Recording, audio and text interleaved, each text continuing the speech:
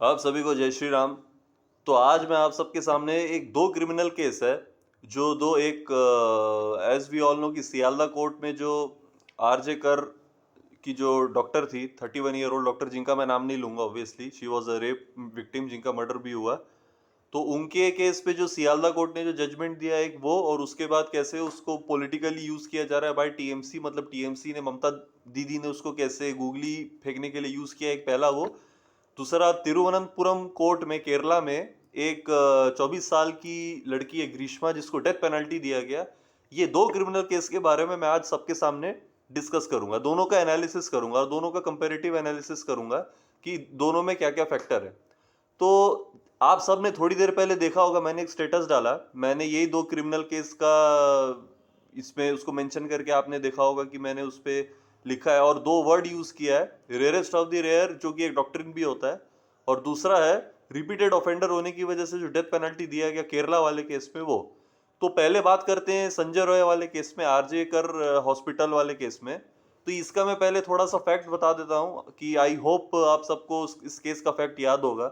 मैंने थोड़ी देर कुछ दिन पहले इस पे डिस्कस भी किया था और अभी तो सुर्खियों में सब जगह छाया हुआ है। This is a very landmark case nowadays, तो आप सबको पता ही होगा। तो इसमें सबसे पहले मैं थोड़ा सा फैक्ट ये बताता हूँ। अब इसमें फैक्ट ये है कि बेसिकली वो 31 ईयर ओल्ड एक डॉक्टर थी, प्रैक्टिसिंग पीजी डॉक्टर थी वो।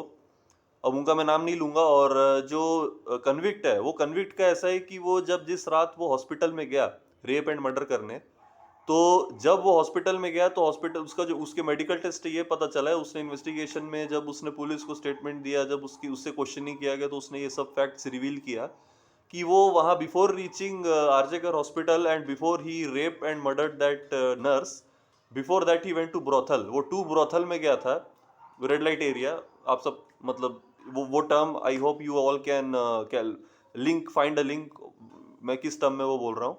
तो कैलकाटा में एक काली घाट में था, दूसरे समवेयर आई डोंट नो कहाँ गया था, बट एक काली घाट में फैक्ट्स में लिखा था कि काली घाट भी वो गया था।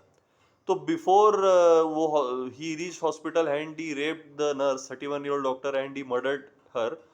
तो वो उससे पहले वो वहां गया, तो उसके बाद वो आई थिंक थर्ड हॉस्पिटल के थर्ड फ्लोर पे ये पूरा हुआ, ये पूरा जो वाक्य है वारदात है थर्ड फ्लोर पे हुआ है हॉस्पिटल के। अब इस पे देखिए कैसे फैक्ट्स को कैसे मोल्ड किया गया, फैक्ट्स को कैसे तोड़ मरोड़ किया गया और कैसे इसको पॉलिटिसाइज करने का एक इशू इसको बनाया गया है। तो देखिए क्रिमिनल बेसिकली अगर एक जजमेंट की बात करूं तो देखिए सियालदा कोर्ट ने इस पे और इसमें इन इन दी मीन टाइम इस केस पे ये हुआ था कि पहले जो है ये केस जो सीबीआई को रिफर कर दिया गया था बाय कैलकाटा हाई कोर्ट। अब इसमें एक्चुअली जब police was investigating the matter, police investigation जब इस पे चल रहा था तो इन इसी बीच पब्लिक आउटरीच बहुत ज्यादा हो गया था, सब लोग बोल रहे थे कि सीबीआई जांच होनी चाहिए एंड ऑल ब्ला ब्ला, इस पे बहुत ज्यादा सब चल रहा था। तो जिसकी वजह से ये केस जब कैलकाटा हाई कोर्ट पे गया, because Calcutta high court took the suo motu cognizance of this case. तो जब ये केस चल रहा था कैलकाटा हाई कोर्ट में, तब क्या है कि कैलकाटा हाई कोर्ट ने इस मैटर को सीबीआई को रिफर कर दिया। तब जो करंट रूलिंग गवर्नमेंट है बंगाल में, टीएमसी गवर्नमेंट, उन्होंने तब कोई ऑब्जेक्शन नहीं लिखा। इट्स लाइक कि चलो ठीक है केस जा रहा है सीबीआई को जा रहा है, जाने दो, इसमें इन्वेस्टिगेशन करना नहीं पड़ेगा, चार्जशीट फाइल नहीं करनी पड़ेगी। फिर ये केस जब सीबीआई के पास जाए, बिकॉज बिकॉज अगर सपोज सीबीआई की इन्वेस्टिगेशन फेल हो जाएगी, सीबीआई अगर प्रोसिक्यूट नहीं कर पाएगी, एक्चुअल में कौन कन्विक्ट है अगर उसको पता नहीं लगा पाएगी, तो उसमें होगा ये कि सारा ब्लेम सीबीआई पे आ जाएगा। And we as we all know CBI, अब सीबीआई पे उंगली उठाना, सीबीआई को ब्लेम करना, that means it is directly blaming Amit Shah and Prime Minister Modi, because CBI they are answerable to the Home Minister only, obviously Home Minister of India। तो इस वजह से जब सीबीआई को चले गए तो टीएमसी ने अपना पल्ला झाड़ लिया। टीएमसी वाज लाइक ठीक है भाई, we are not answerable for this case, जो हो रहा है होने दो। बंगाल में तो वैसे भी महिला सेफ्टी का क्या हालत है आप सब तो जानते ही हैं। लाइक महिलाओं का रेप होना बंगाल में is not at all a new thing, वहाँ तो लॉ एंड ऑर्डर तो नाम का कोई चीज रहा नहीं है बंगाल में, तो वहाँ पे तो हो ही रहा है। तो चलो, तो टीएमसी ने इनिशियली पल्ला झाड़ दिया, सीबीआई ने इन्वेस्टिगेशन किया। फिर सीबीआई ने उसी कॉलेज के जो एक्स प्रिंसिपल है संदीप घोष, उनको उन्होंने कस्टडी में लिया। अभी संदीप घोष को कुछ दिन बाद बेल भी मिल गया, और बेल बॉन्ड का आप सबको पता है कि बेल बॉन्ड का अमाउंट क्या था, 2000 रुपीज। 2000 रुपीज के बेल बॉन्ड पे संदीप घोष को छोड़ दिया गया। अब क्यों छोड़ा वो ये जानिए कि देखिए जब जब भी CBI with in 90 days chargesheet file नहीं कर पाती तो डिफॉल्ट बेल मिल जाती है कन्विक्ट को, एंड इस केस में ऐसा ही हुआ। 90 डेज के the CBI couldn't file the chargesheet within 90 days, so default bail दे दिया गया संदीप घोष को। ठीक है, अब वो बाहर आ गया। तो जब वो बाहर आया तो भी कहीं कुछ हल्ला गुल्ला कुछ नहीं हुआ। अब जब देखिए, जब इसका आउटरेज चल रहा था, जब सब जगह बहुत मारामारी हो रहा था और 3,000 से ज्यादा स्टूडेंट जब कॉलेज प्रीमाइसेस में घुस गए थे, धरने पे बैठ गए थे, जब बहुत तमाशा जब कलकत्ता में चल रहा था, सब कुछ हो रहा था, वाटर वाटर कैनाइन सब क्या क्या किया गया था उनके ऊपर। उस समय वहां जाके एविडेंस मिटाने से लेके सब कुछ करने से लेके, ये सब देखने का, एविडेंस टेम्पर ना हो, कुछ भी ना हो, ये सब करने का इनिशिएटिव किसको लेना चाहिए था कायदे से? स्टेट गवर्नमेंट को। लेकिन स्टेट गवर्नमेंट ने पल्ला झाड़ दिया। क्यों? क्योंकि स्टेट गवर्नमेंट इनडायरेक्टली ये चाह रहा था कि matter must be referred to CBI, और coincidentally due to public outreach and all, जब this matter was pending before the Calcutta high court, तो कलकत्ता हाई कोर्ट ने तो बोल दिया कि मैटर को सीबीआई को रिफर करना चाहिए। तो जब सीबीआई अब इन्वेस्टिगेशन पूरी कर नहीं पाई and CBI couldn't file the chargesheet within 90 days, then उसके बाद सीबीआई को ब्लेम करने भी अपोजिशन सबसे पहले आगे आ गई। अब इसमें जो गूगली खेला है आज ममता दीदी ने, आप सी मतलब एक रेप विक्टिम के इंसिडेंट को भी कैसे पॉलिटिकल पर्पस के लिए यूज किया जाता है, आप देखिए हाउ शेमफुल इट इज। अब जैसे ही इसको लगा, देखिए एक तो आई एम इंडिपेंडेंट लॉयर, मैं किसी के लिए कुछ भी बोल सकता हूँ, ठीक है, और मैं यहाँ किसी पार्टी का प्रवक्ता बन के नहीं बोल रहा हूँ, और मुझे किसी पार्टी से लेना देना नहीं है, किसी पार्टी का प्रवक्ता बन के नहीं बोल रहा। एज अ लॉयर जो एनालिसिस है और जो हो रहा है और जो नेक्सस है, ये पूरा आप लोग देखिए।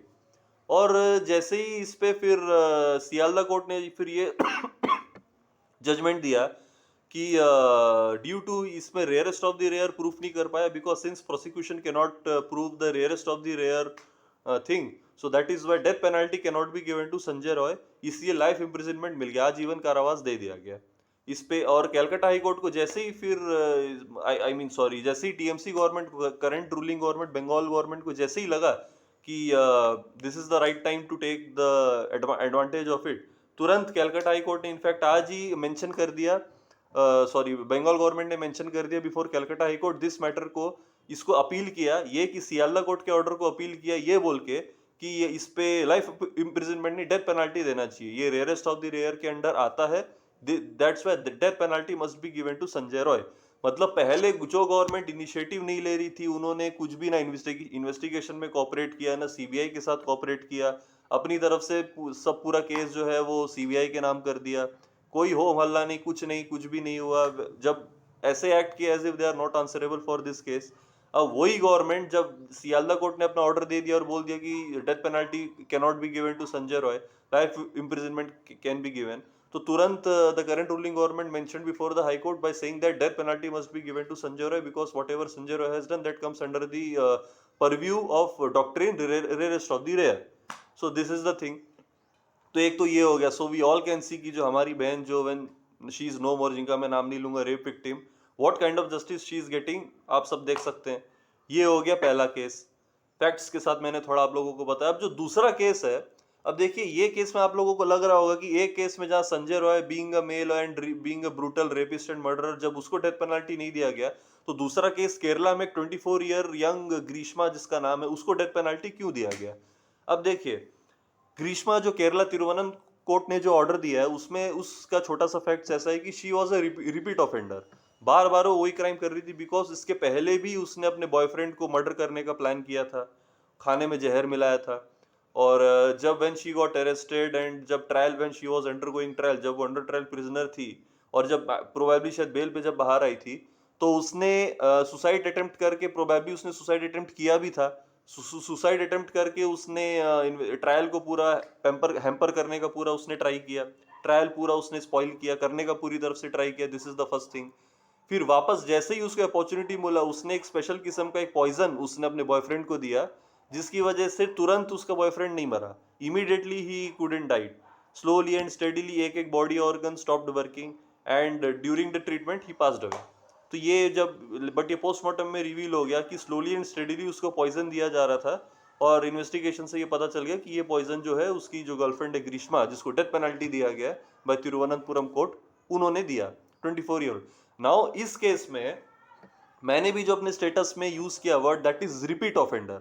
रिपीट ऑफेंडर होने की वजह से अब आपको लग रहा होगा मर्डर इसने भी किया, केस 1 में जो सियालदा वाला कोर्ट का जो केस है बंगाल का, उसमें भी मर्डर हुआ, जो तिरुवनंतपुरम कोर्ट का केस है वहां पे भी मर्डर हुआ, मर्डर दोनों में हुआ, लेकिन एक में लाइफ इम्प्रिजनमेंट दिया गया, एक में डेथ पेनल्टी दिया गया।